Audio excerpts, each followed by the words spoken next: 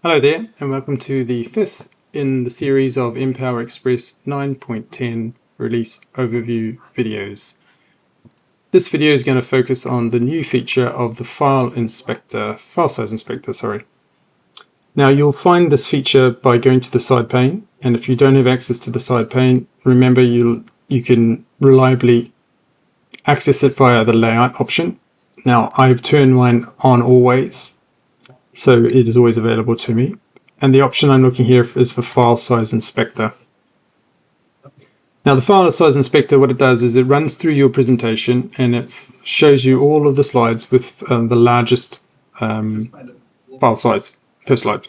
So that will give you the option to go through and select slides, and the tool will jump you to that particular slide and show you which one is being considered here. And here we have slide 15.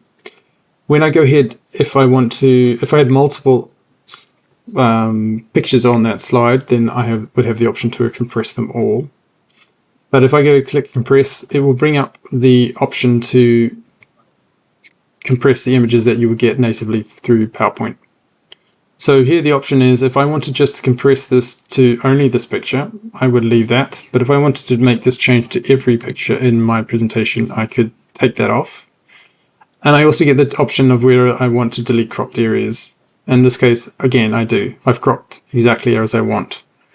Now, the resolution for what I want for my presentation is depending on what I'm using my PowerPoint for. Now, the higher the PPI, the more it is useful for printing.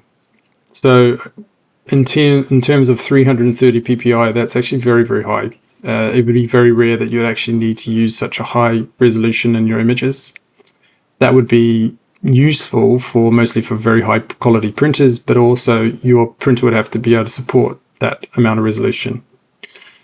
If you're showing this just on a computer screen or on some other like smaller device or screen, then the print as well as the web would be a perfectly good option. Now my suggestion would be, it depends on how much size you need to reduce the file. Depends on how far down you would like to reduce it. In this case, I will reduce down to the web size. The emailing, that can actually have quite an impact in terms of the quality of the picture. You'll notice if I did apply 96 PPI, it may pixelate and the quality might actually be quite affected.